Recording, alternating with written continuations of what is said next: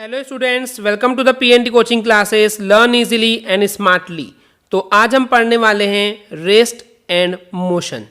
Okay, generally अगर मैं simple terms में समझाने की कोशिश करूं स्टूडेंट्स की रेस्ट एंड मोशन क्या होता है, मान लीजिए आप इन सिंपल टर्म्स में यही बोलेंगे कि कोई एक ऑब्जेक्ट है, कोई एक बॉडी है जो यहाँ पे रुकी हुई है, एक ही जगह पे है, तो वो रेस्ट है। ओके, एंड अगर ये ऑब्जेक्ट या बॉडी जो है एक प्लेस से दूसरी जगह जा रही है तो ये मोशन में है। ये जनरल टर्म्स है जो हम हर आम इंसान जानते हैं। ओके, बट ये डेफिनेशन साइंस के पॉइंट ऑफ व्यू से परफेक्ट नहीं है। तो एग्जैक्टली क्या डेफिनेशन है, कैसे रेस्ट एंड मोशन को समझ सकते हैं, आज इस वीडियो में समझेंगे। चलिए करते हैं स्टार्ट। तो बेसिकली स्टूडेंट्स होता क्या है कि हम सभी को ये चीज़ माइंड में रखनी चाहिए कि जो स्टेट ऑफ रेस्ट है या फिर स्टेट ऑफ मोशन है किसी एक ऑब्जेक्ट का, वो एब्सोल्यूट नहीं होता है। एक फिक्स आप एक ही तरीके से डिफाइन करें, एक ही चीज़ है, एब्सोल्यूट है, फिक्स वैल्यू है, नहीं बोल सकते। ओके, यानी कि बोलने का मतलब ये है कि अगर आप बोल रहे हैं कि कोई ऑब्जेक्ट है या कोई बॉडी है जो कि स्टेट ऑफ रेस्ट पे है या फिर स्टेट ऑफ मोशन पे है, ये एग्जैक्टली एक्यूरेटली एब्सोल्यूटली बोलना सही नहीं है।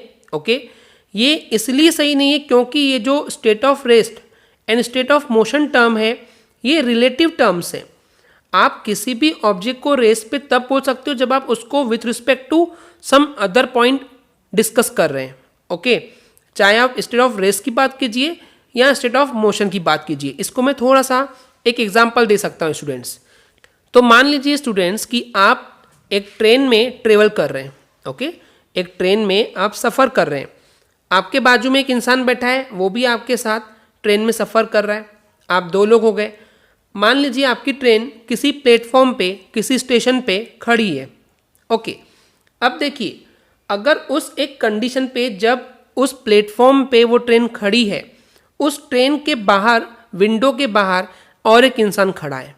अगर मैं यहाँ पे उन तीनों इंसान से पूछूं कि आप अपने आप को छोड़कर बाकी दो इंसानों के बारे में क्या बोलेंगे, तो वो हर इंसान बोलेगा कि हर एक इंसान जो है वो रेस्ट पे है। वो कैसा है? रेस्ट पे है, एक जगह रुका हुआ है। तो विथ रिस्पेक्ट टू अदर हमने बात की है। लेकिन मान लीजिए स्टूडेंट्स कि अब ट्रेन धीरे धीरे चलना स्टार्ट हो गई। अब ट्रेन में अंदर बैठे हुए इंसान से पूछेंगे एंड ट्रेन से बाहर खड़े हुए इंसान से पूछेंगे उस तीसरे पर्सन के बारे में, तो दोनों के आंसर क्या होंगे?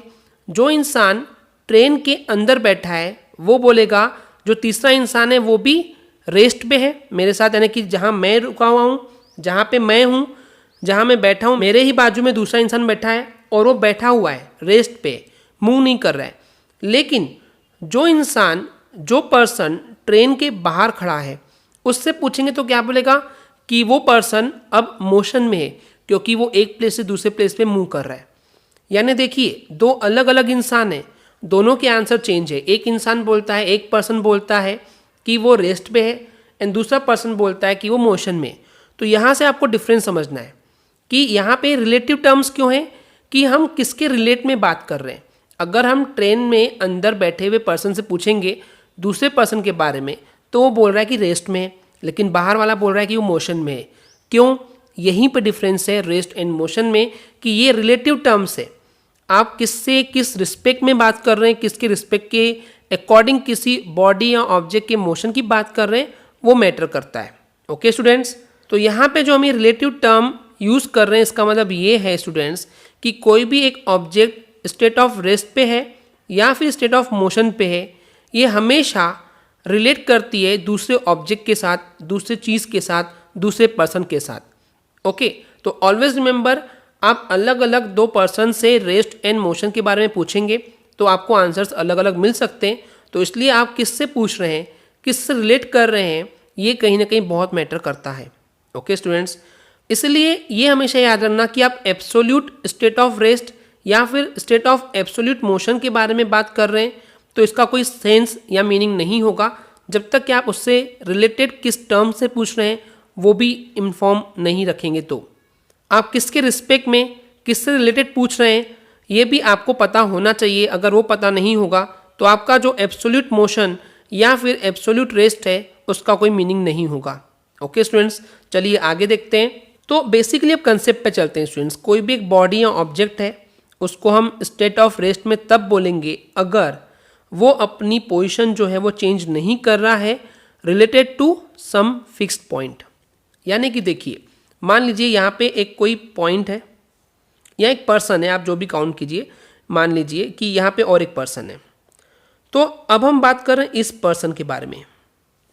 अगर ये पर्सन इस पर्सन के रिस्पेक्ट में, यानी ये पर्सन एक जगह खड़ा है, ये पर्सन मान लेते हैं अब ये मूव नहीं कर रहा है, ये यहीं पे खड़ा है, तो अगर मैं पूछ रहा हूँ कि ये जो पर्सन है क्या वो रेस्ट पे है या मोशन पे है, तो हम क्या बोलेंगे, डिफाइन कैसे करेंगे कि ये जो ऑब्जेक्ट या बॉडी है ये रेस्ट पे तब होगा अगर ये ऑब्जेक्ट या बॉडी जो है अपनी पोजीशन चेंज नहीं करता है इस दूसरे फिक्स पॉइंट से।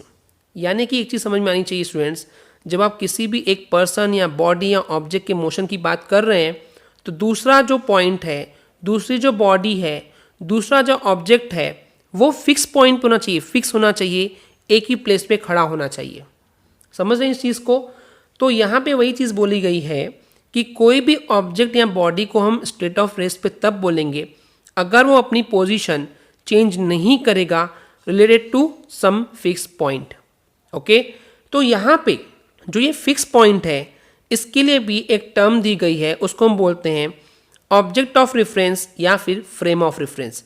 यानी कि जहाँ से आप चीज़ों को ऑब्जर्व कर रहे हैं, जहाँ से आप चीज़ें देख रहे हैं, जहाँ से आप एक्चुअली वो होते हुए देख रहे हैं, जहाँ से आप किसी ऑब्जेक्ट या बॉडी के मोशन या रेस्ट को लेकर के सवाल रेस कर रहे हैं, उसको आइडेंटिफाई कर रहे हैं, तो यहाँ पे जहाँ से आप ऑब्जर्व कर रहे हैं वो होगा आपका फ्रेम ऑफ रेफरेंस बोलते हैं या फिर ऑब्जेक्ट ऑफ रेफरेंस बोलते हैं।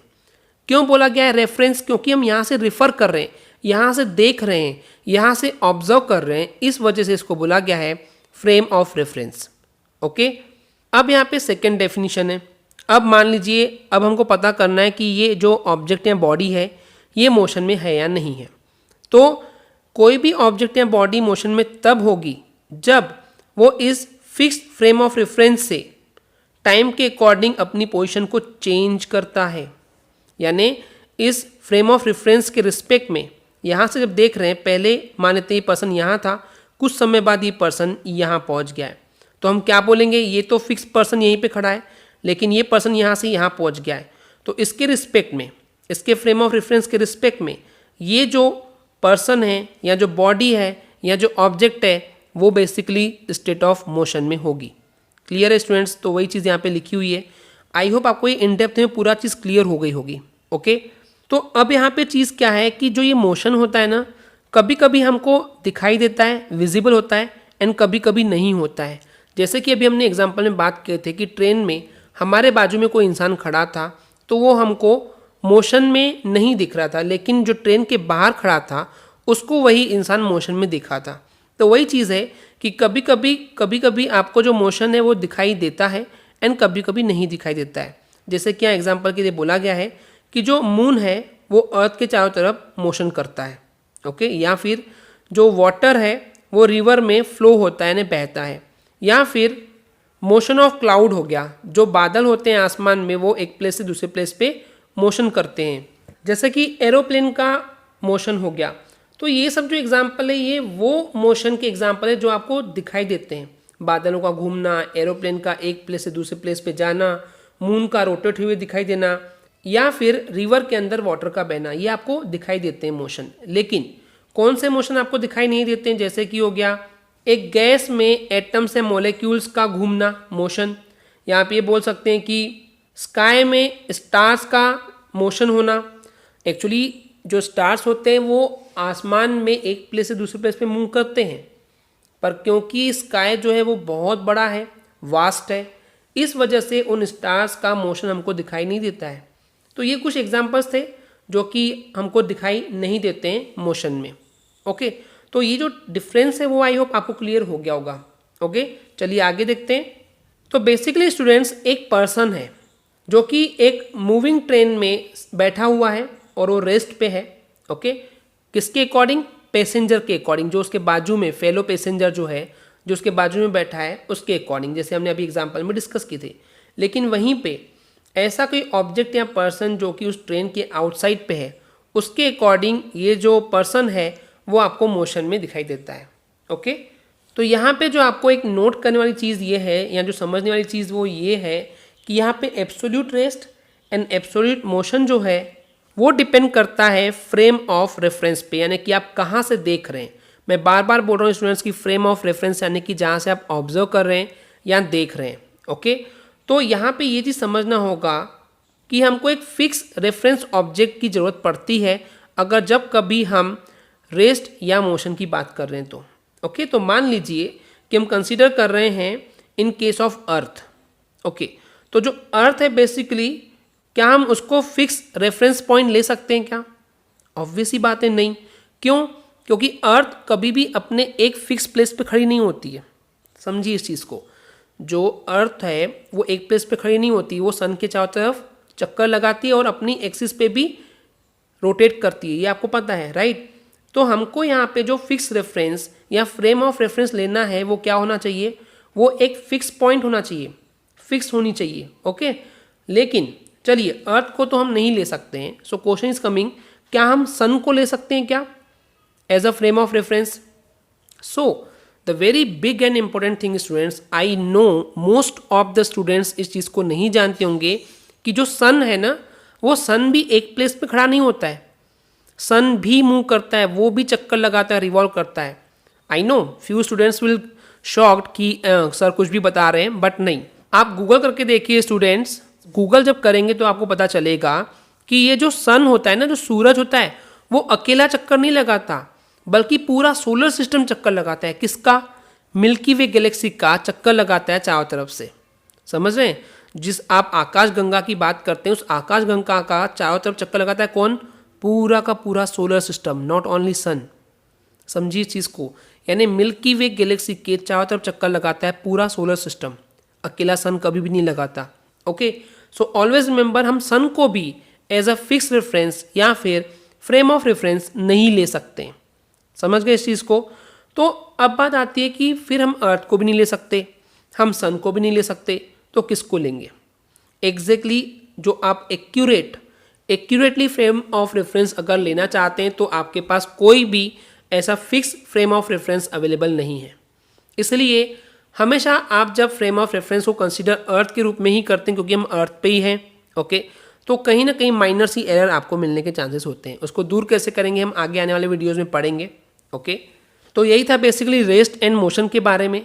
अगर हम नटशेल के हिसाब से बात करें, यानी कि नटशेल इज व्हाट, समरी के पॉइंट ऑफ व्यू से अगर मैं स्टूडेंट्स बताऊं आपको इस रेस्ट एंड मोशन के बारे में कुछ, तो ये कुछ 3 पॉइंट है जो आपको पता होना चाहिए। ओके, कि एब्सोल्यूट रेस्ट जो हम बोल रहे हैं, ये एब्सोल्यूट रेस्ट, इसका मतलब ये होता है कि कंप्लीट अब्सेंस ऑफ मोशन, यानी कि वो ऑब्जेक्ट या वो जो बॉडी है वो मोशन कर ही नहीं रही है, विच इज़ नॉट पॉसिबल। क्यों? अगर मान लीजिए स्टूडेंट्स आप अपने घर पे कहीं पे भी, फर्श पे, पलंग पे, टेबल पे आप कोई भी चीज़ रख रहे हैं, तो आप क्या बोलेंगे? मान लीजिए हमने कंघी रख दिया, कॉम्ब रख दिया, मैं उसको देख रहा हूँ कि वो मोशन नहीं कर रहा है, बट वो मोशन कर रहा है। क्यों कर रहा है? क्योंकि अर्थ रिवॉल्व कर रही है, अर्थ घूम रही है, तो कहीं ना कहीं वो ऑब्जेक्ट, वो बॉडी भी रिवॉल्व कर रही है। ओके, तो एब्सोल्यूट रेस्ट यानी कि कंप्लीट अब्सेंस ऑफ मोशन, ये पॉसिबल बिल्कुल भी नहीं है। Second conclusion point, absolute rest is beyond our imagination. ये जो एब्सोल्यूट रेस्ट, कोई चीज़ रुकी हुई है ना, ये हमारा इमेजिनेशन है। एक्चुअली हर ऑब्जेक्ट, हर इंसान जो है वो मोशन पे है। समझ रहे हैं इस चीज़ को? यहाँ तक के सारी हेवनली बॉडीज़ वो तक के राउंड मार रही है। किसके राउंड मार रही है? वो राउंड मार रही है मिल्की वे गैलेक्सी के। ओके, इतना क्लियर है? The last important point is जो एब्सोल्यूट मोशन है, ओके, जो एब्सोल्यूट मोशन है वो प्रैक्टिकली इम्पॉसिबल है। क्यों इम्पॉसिबल है? I am letting you know कि होता क्या है स्टूडेंट्स, हमारे पास कोई भी एक ऐसा फिक्स रेफरेंस पॉइंट या फ्रेम ऑफ रेफरेंस नहीं है। क्यों नहीं है? क्योंकि आप जिस अर्थ से देख रहे हैं, जहाँ से आप ऑब्जर्व कर रहे हैं, वो अर्थ भी फिक्स पॉइंट नहीं है। आपके पास जो सन है वो भी आपके पास fix point frame of reference नहीं है, क्योंकि ये सारी चीज़ें जो है रिवॉल्व कर रही है। ओके, तो इस वजह से एब्सोल्यूट मोशन जो है वो प्रैक्टिकली इम्पॉसिबल है। ओके स्टूडेंट्स, तो ये था कुछ इन डेप्थ में जो आज हमने समझे रेस्ट एंड मोशन के बारे में। आई होप आपको क्लियर हो गया होगा।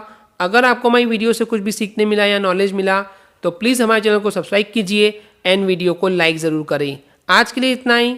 Thank you.